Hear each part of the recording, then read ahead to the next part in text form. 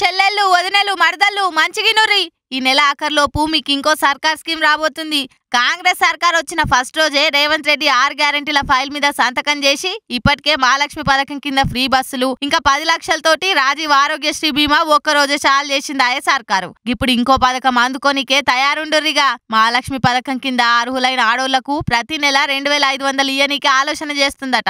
లోక్సభ ఎలక్షన్ల షెడ్యూల్ రాకముందే అమలు చేయనీకి సీఎం రేవంత్ రెడ్డి ఆర్థిక శాఖతోటి అన్ని మాట్లాడి పెట్టిండట. ఇప్పటికే కర్ణాటకలో కాంగ్రెస్ సర్కార్ దీన్ని అమలు చేస్తుంది. మధ్యప్రదేశ్ ఇంకా వేరే రాష్ట్రాలల్లో ఇటువంటి స్కీమ్లు ఎంత దాకా అమలవుతున్నాయో చూసి ప్రతి నెల ఎంత ఖర్చు వస్తుందో ఓ రిపోర్ట్ తీసి పనులు స్టార్ట్ చేస్తామని రేవంత్ రెడ్డి సార్ అంటున్నమాట.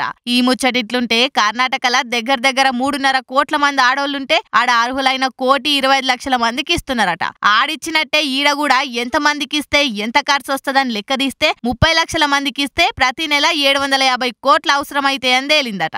40 లక్షల మందికి 1000 కోట్లు అయితే 60 లక్షల మందికి 1500 కోట్లు అవసరమైతే అని లెక్క చేశారు అధికారులు. ఈ నెలాఖరులోపు ఇవన్నీ లెక్కలు చూసి పథకం ఇచ్చే ఆలోచనలు ఉన్నామని సర్కారు చెప్తుంది. ఏదైతే అది అవుతుంది కానీ మీరైతే జర అప్లికేషన్లకు అక్కడికొచ్చే అన్ని కాయిదాలు ఉన్నాయో లేవో చూసుకోరి. మళ్ళగప్పుడు ఆగమాగమవుడు ఎందుకు?